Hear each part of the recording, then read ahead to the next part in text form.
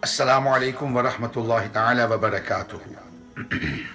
As-salatu was-salamu alayka ya Rasulallah wa ala alika wa ashabika ya Sayyidi ya rahmatan lil alameen sallallahu ta'ala alayka wa sallam.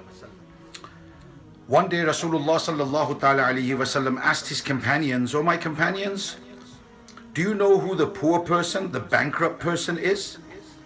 The companions replied, "Ya Rasulullah sallallahu ta'ala alayhi wa sallam, a bankrupt man amongst us is one who has neither dirham, nor dinars, nor any wealth."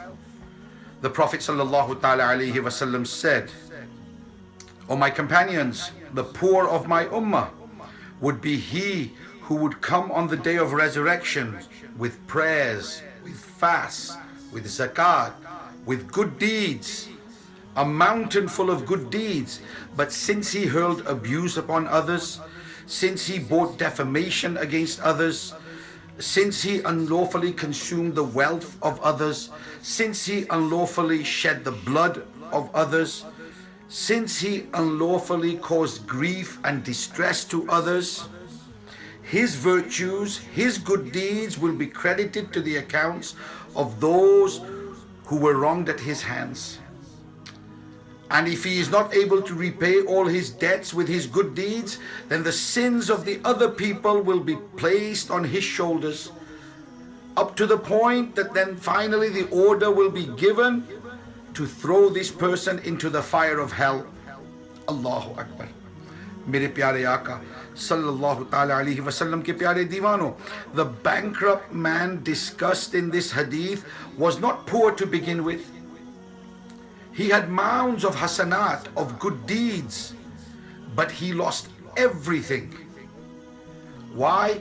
Because of having to repay all the people who he had wronged in this world, who he owed things to in this world, in any form, whether he owed them wealth, whether he owed them an apology, whether he owed them a kind word, whether he owed them an explanation, whether he owed them anything, whether it's wealth or something to do with his character from this world.